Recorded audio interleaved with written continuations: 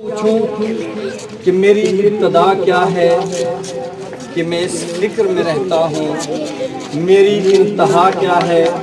خودی کو کر بلند اتنا کہ ہر تقدیر سے پہلے خدا بندے سے خود پوچھے بتا تیری رضا کیا ہے۔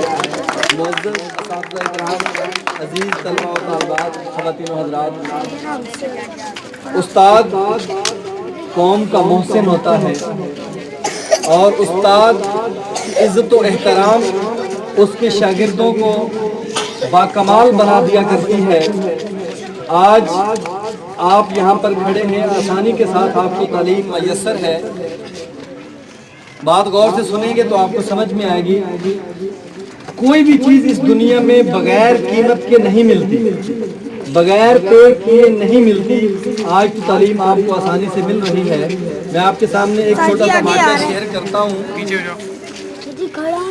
یہ اس وقت کی بات ہے جب تعلیم عام نہیں ہوا کرتی تھی اور غریب آدمی کے لیے تعلیم تو بالکل ناممکن سی چیز تھی۔ نہ بہت بڑے سکولز اور کالجز ہوتے تھے، نہ یونیورسٹیز ہوتی تھی، اور نہ ہی ہوم ٹیوشن کا کوئی ٹرینڈ تھا۔ صرف اگر تھا تو جو رئیس ہوتے تھے، رئیس زادے ہوتے تھے، لینڈ لارڈ ہوتے تھے، وہ اپنے بچوں کو تعلیم دلوا لیا کرتے تھے۔ تو یہ اس وقت کی بات ہے کہ ایک غزالہ نام کے گاؤں میں ایک رہنے والا بچہ وہ دیکھتا ہے کہ ایک آدمی روزانہ گھوڑے پر یہاں سے گزر کر جاتا ہے دوسرے شہر میں۔ جب اس کو پتا چلا کہ یہ گزرنے والا آدمی جو ہے یہ ایک استاد ہے، یہ ایک عالم ہے، اور یہ ساتھ والے گاؤں میں ایک رئیس کے بیٹے کو علم پڑھانے کے لیے جاتا ہے، اس بچے کے اندر ایک علم حاصل کرنے کی طلب تھی۔ آپ طالب علم کہلاتے ہیں، لیکن آپ نے جانچنا ہے کیا آپ کے اندر علم حاصل کرنے کی طلب موجود ہے؟ اس بچے کے اندر وہ طلب موجود تھی۔ وہ بچہ اس کو حسرت کی نگاہ سے اس آدمی کو دیکھتا تھا، حسرت کی نگاہ سے، جیسے باہر سموسے بیچنے والا آ جائے نا اور آپ کے پاس پیسے نہ ہوں تو آپ حسرت کی نگاہ سے دیکھتے ہیں۔ آپ آئس کریم والی دکان کے پاس کھڑے ہوں، آپ کا آئس کریم لینے کو دل کر رہا ہو، لیکن آپ کے پاس آئس کریم خریدنے کے لیے پیسے نہ ہوں، تب آپ حسرت کی نگاہ سے دیکھتے ہیں۔ وہ ان نگاہوں سے دیکھتا تھا۔ ایک دن وہ گزرنے والے استاد نے وہاں پر رک کر اس سے پوچھا کہ بیٹا آپ روزانہ ادھر کھڑے ہوتے ہو، آپ کس لیے کھڑے ہوتے ہو، آپ کون ہو؟ اس نے بولا آپ کون ہیں؟ انہوں نے کہا میں استاد ہوں۔ اور اس بچے نے کہا اگر آپ استاد ہیں تو میں شاگرد ہوں، میں آپ سے علم حاصل کرنا چاہتا ہوں۔ استاد نے کہا بیٹا یہ بہت مشکل ہے، میں آتا ہوں اس فلاں کے بچے کو علم سکھا کر واپس چلا جاتا ہوں، تو آپ کو سکھانے کے لیے میرے پاس ٹائم نہیں۔ اس بچے نے کہا ایک چھوٹی سی گزارش ہے، اگر آپ مان لیں کہ جب آپ واپس آئیں گے اس بچے کو پڑھا کر، میں واپسی پر آپ کے سامنے چند سوال رکھوں گا، صرف چند سوال، آپ ان کا جواب دے دیجئے گا تو میں آپ سے جو ہے نا وہ اتنے سے راضی ہو جاؤں گا۔ استاد نے کہا بچہ ہے کتنے سوال پوچھے گا؟ 2 3 4 سوال پوچھے گا۔ اس نے بولا ٹھیک ہے، ڈن ہو گیا، کل میں جب واپس آؤں آپ مجھ سے سوال پوچھنا، میں جواب دے دوں گا، جب جواب ختم ہو جائے آپ مجھے اور میری بات ختم۔ استاد واپس آیا، بچے نے سوال پوچھنے شروع کیے، اس کے اندر طلب تھی، سوال پوچھتا گیا، گھوڑے کے ساتھ ساتھ پیدل چلتا گیا، اور استاد کا گاؤں وہاں سے 6 کلومیٹر دور تھا، کم و بیش 6 کلومیٹر دور تھا، اور استاد کا گاؤں آ گیا، لیکن بچے کے سوال ختم نہیں ہوئے۔ اسی طرح یہ سلسلہ چلتا رہا روزانہ کی بنیاد پہ، یہاں تک کہ کم و بیش 6 سے 7 سال کا عرصہ گزر گیا۔ 6 سے 7 سال کا عرصہ گزر گیا۔ وہ بچہ روزانہ 6 کلومیٹر گھوڑے کے ساتھ ساتھ استاد کے ساتھ پیدل چلتا اور سوال پوچھتا، اور وہ استاد جواب دیتا جاتا، اور وہ علم اس طرح سیکھتا رہا۔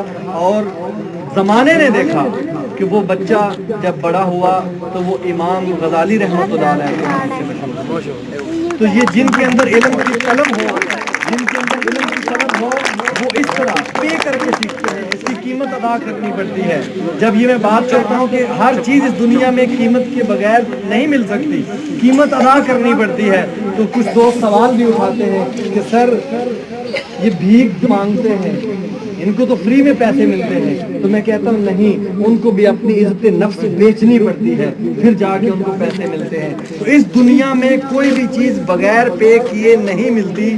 تو آپ کو اور ہمیں یہ سوچ لینا چاہیے کہ آپ کو اگر آسانی سے تعلیم میسر ہے تو اساتذہ کی قدر کیجئے, ان کی بات سنیے, پھر دیکھیں آپ بھی اقبال بنیں گے, آپ بھی قائد بنیں گے. اور میں پہلے بھی بچوں سے شیئر کرتا ہوں کہ کیا وجہ ہے کہ 70 سال گزر کے آج دوبارہ ہم قائد اعظم پیدا نہیں کر سکے, ہم علامہ اقبال پیدا نہیں کر سکے. اس کی وجہ یہی ہے کہ ہمارے کردار کمزور ہو چکے ہیں. اگر ہم کردار کے غازی بنیں گے تب ہم جا کے اقبال بھی پیدا کریں گے اور قائد اعظم بھی پیدا کریں گے. ایک اور چھوٹی سی بات بتاتا ہوں, وہ لطیفہ بھی ہے, مزاحیہ بھی ہے, لیکن اس میں بہت بڑا سبق ہے کہ آج کے اس دور میں, آج جو لمحات ہم گزار رہے ہیں, اس میں ہم جھوٹ بولتے ہیں, ہم اس میں جھوٹ بولتے ہیں اور بہت زیادہ بولتے ہیں, اور عزت کے لیے بھی جھوٹ بولتے ہیں اور اپنی جان چھڑانے کے لیے بھی جھوٹ بولتے ہیں.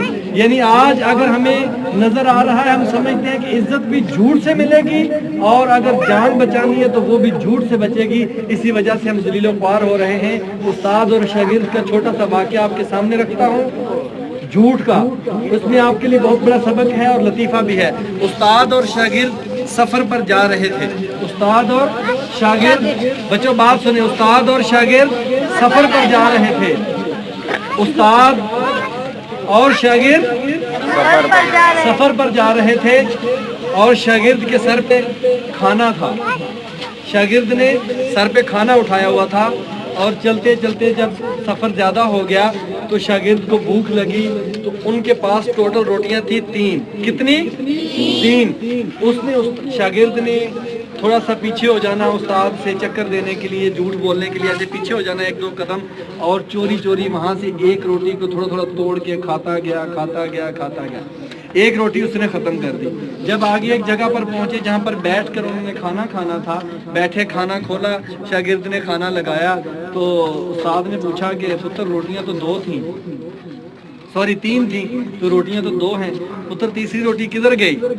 تو کہتا استاد جی مجھے تو نہیں پتا. آپ بھی یہی کرتے ہیں, ہم بھی یہی کرتے ہیں. اس معاشرے میں جھوٹ بولتے ہیں نا, نہیں بولنا چاہیے. کیا کرتے ہیں؟ استاد سے جھوٹ بولتے ہیں, بہانے کرتے ہیں جھوٹ. اس نے بھی جھوٹ بول دیا اپنی جان بچانے کے لیے. کہتا استاد جی مجھے نہیں پتا. میرا پتر روٹیاں 3 تھیں, ابھی 2 ہیں, تیسری روٹی کدھر گئی؟ کہتا استاد جی مجھے کوئی پتا نہیں کدھر گئی. ٹھیک ہے, استاد نے بولا کوئی بات نہیں بیٹا, ایک ایک روٹی کھاتے ہیں, آگے سفر اپنا جاری کرتے ہیں. کھانا کھایا, آگے چل پڑے. تھوڑا سا سفر کیا, راستے میں سونے کی 3 اینٹیں ملی. راستے میں سونے کی 3 اینٹیں ملی. استاد نے کہا بیٹا اینٹیں 3 ہیں, بندے ہم 2 ہیں, ابھی اس کو کیسے تقسیم کریں برابری برابری میں؟ تو استاد کہتا ہے چلے میں بتاتا ہوں کہ جو نا 1 اینٹ آپ کی, 1 اینٹ میری, 1 اینٹ اس کی جس نے تیسری روٹی کھائی تھی, جس نے تیسری روٹی کھائی تھی. استاد تو استاد ہوتا ہے نا. تو پھر شاگرد کہتا ہے سر میں اتنا بھی جھوٹا نہیں ہوں, میں جھوٹ تو بولتا ہوں لیکن اتنا بھی جھوٹا نہیں ہوں, میں ہر وقت جھوٹ نہیں بولتا, کبھی کبھی جھوٹ بولتا ہوں. تو وہ تیسری روٹی جو میں نے کھائی تھی یہ اینٹ مجھے دے دے. تو استاد نے کہا بیٹا تیرا سچ بھی جھوٹ, تیرا جھوٹ بھی جھوٹ, ابھی تو نے سچ بولا وہ بھی جھوٹ ہے, لالچ میں بول رہے ہو, اینٹ دیکھ کے بول رہے ہو. پہلے جو جھوٹ بولا وہ جھوٹ بھی جھوٹ تھا, ابھی جو سچ بول رہے ہو یہ سچ بھی جھوٹ ہے. تو عزت جھوٹ سے نہیں مل سکتی, دولت جھوٹ سے نہیں مل سکتی. تو آپ نے اپنے اساتذہ سے کبھی جھوٹ نہیں بولنا, کبھی بھی جھوٹ نہیں بولنا, اپنے والدین سے کبھی بھی جھوٹ نہیں بولنا. ایسا نہ ہو کہ ہمارا جھوٹ تو جھوٹ ہے, ہمارا سچ بھی جھوٹ ہو جائے. اس سے بچنے کے لیے آپ نے محنت کرنی ہے.